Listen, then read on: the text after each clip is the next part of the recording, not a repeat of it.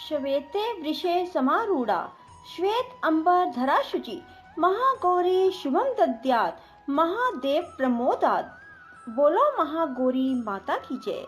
राधे राधे मेरे प्यारे भाइयों बहनों माताओं व बंधुओं, संस्कार की बातें चैनल में आपका स्वागत है। बंधुओं, आज नवरात्रि के 8वें दिन मैं आपको सुना रही हूँ दुर्गा माता के 8वें स्वरूप माँ महागौरी की पूजा अर्चना और महागौरी की कथा। जैसे कि इनके नाम से स्पष्ट है कि इनका वर्ण पूर्ण रूप से गौर अर्थात सफेद है। इनके वस्त्र भी सफेद रंग के हैं और सभी आभूषण भी श्वेत हैं। इनका वाहन वृषभ अर्थात बैल है। इनके 4 हाथ हैं। इनका ऊपर वाला दाहिना हाथ अभय मुद्रा में है और नीचे वाला हाथ में त्रिशूल है। बाईं ओर के ऊपर वाले हाथ में डमरू और नीचे वाले हाथ में वर मुद्रा है। ऐसा वर्णन मिलता है कि भगवान शिव को पति रूप में पाने के लिए इन्होंने हजारों सालों तक कठिन तपस्या की, जिस कारण इनका रंग काला पड़ गया। लेकिन बाद में भगवान महादेव ने गंगा के जल से इनका वर्ण फिर से गौर कर दिया। माँ गौरी की अर्चना, पूजा और स्तवन करने से मनुष्य की हर मनोकामना पूरी होती है। बंधुओं, यदि आपने YouTube चैनल संस्कार की बातें अब तक सब्सक्राइब नहीं किया तो जरूर करें और बेल आइकन दबाना ना भूलें। बोलो महागौरी माता की जय हो। बंधुओं, नवरात्रि के 8वें दिन माँ दुर्गा के 8वें स्वरूप महागौरी की पूजा की जाती है। देवी भागवत के अनुसार माँ के 9 रूप और 10 महाविद्याएं सभी आदि शक्ति के अंश और स्वरूप हैं, लेकिन भगवान शिव के साथ उनकी अर्धांगिनी के रूप में महागौरी सदैव विराजमान रहती हैं। इनकी शक्ति अमोघ और सत्य फलदायिनी है। नवरात्र की अष्टमी तिथि बहुत अधिक महत्व रखती है, क्योंकि कई लोग इस दिन कन्या पूजन कर अपना व्रत खोलते हैं। बंधुओं, अब मैं आपको बताऊंगी माँ का ध्यान मंत्र क्या है। माँ का ध्यान करते समय इस मंत्र को जपें। श्वेते वृषे समारूढ़ा श्वेत अंबर धरा शुचि महागौरी शुभम दद्यान् महादेव प्रमोददा। या देवी सर्वभूतेषु माँ गौरी रूपेण संस्थिता नमस्तस्यै नमस्तस्यै नमस्तस्यै नमो नमः।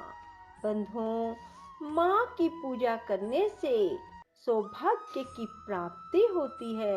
जो भक्त इस दिन कन्या पूजन करते हैं वे माता को हलवा व चने का प्रसाद भोग लगाते हैं। उनकी माँ हर इच्छा पूरी करती हैं। अष्टमी के दिन कन्याओं को घर बुलाकर उनके पैरों को धुलाकर मंत्र द्वारा पंच उपचार पूजन करना चाहिए। रोली तिलक लगाकर कलावा बांधकर सभी कन्याओं को हलवा, पूरी, सब्जी और चने का प्रसाद देना चाहिए। इसके बाद उनसे आशीर्वाद ले अपनी सामर्थ्य अनुसार कोई भेंट व दक्षिणा देकर विदा करना चाहिए। ऐसा करने से भक्त की सभी इच्छाएं पूर्ण होती हैं और उन्हें सौभाग्य की प्राप्ति होती है। माँ का यह रूप मोक्षदायी है, इसलिए इनकी आराधना करने से हर असंभव कार्य संभव हो जाते हैं। बंधुओं, अष्टमी के दिन महागौरी को किस चीज का भोग लगाएं? नवरात्रि की अष्टमी तिथि को माँ को नारियल का भोग लगाने की परंपरा है। भोग लगाने के बाद नारियल को या तो ब्राह्मण को दें, अन्यथा प्रसाद रूप में वितरण कर दें। जो भक्त आज के दिन कन्या पूजन करते हैं वह हलवा, पूड़ी, सब्जी और काले चने का प्रसाद बनाते हैं। महागौरी को गायन और संगीत अति प्रिय है। भक्तों को पूजा करते समय गुलाबी रंग के वस्त्र पहनने चाहिए। गुलाबी रंग प्रेम का प्रतीक है। एक परिवार को प्रेम के धागे से गूंथ कर ही रखा जा सकता है। इसलिए नवरात्र की अष्टमी को गुलाबी रंग पहनना शुभ माना जाता है। बंधुओं, महागौरी का स्वरूप कैसा है? देवी भागवत पुराण के अनुसार महागौरी का वर्ण पूर्ण रूप से गौर अर्थात सफेद है। इनके वस्त्र और आभूषण भी सफेद रंग के हैं। माँ का वाहन वृषभ और बैल है। माँ के दाहिनी हाथ अभय मुद्रा में है और नीचे वाला हाथ में दुर्गा शक्ति का प्रतीक त्रिशूल है। महागौरी के बाएं हाथ के ऊपर वाले हाथ में शिव का प्रतीक डमरू है। डमरू धारण करने के कारण इन्हें शिवा भी कहा जाता है। माँ के नीचे वाला हाथ अपने भक्तों को अभय देता हुआ वर मुद्रा में है। माता का यह रूप शांत मुद्रा में दिखाई देता है। इनकी पूजा करने से सभी पापों का अंत हो जाता है।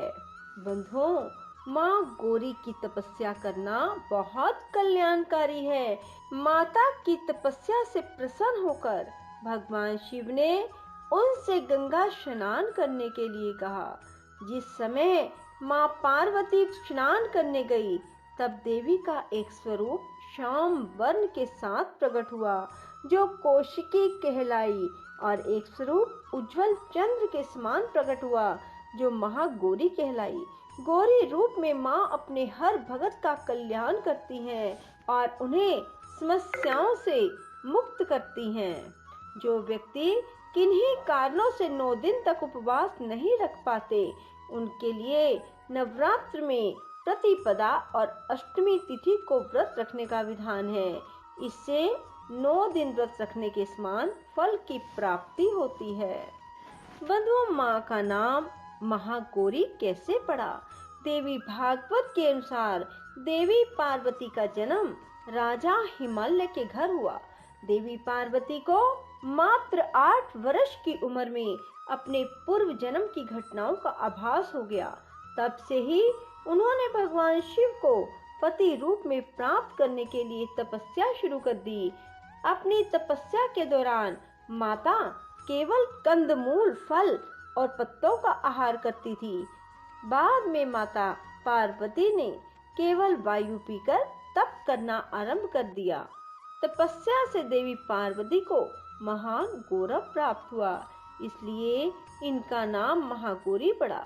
इस दिन दुर्गा सप्तशती के मध्यम चरित्र का पाठ करना विशेष फलदायी होता है। बोलो महागौरी माता जी की जय हो। राधे राधे, जय श्री कृष्णा। बंधुओं, यदि आपको हमारी वीडियो पसंद आए तो इसे लाइक करें और शेयर भी जरूर करें। धन्यवाद।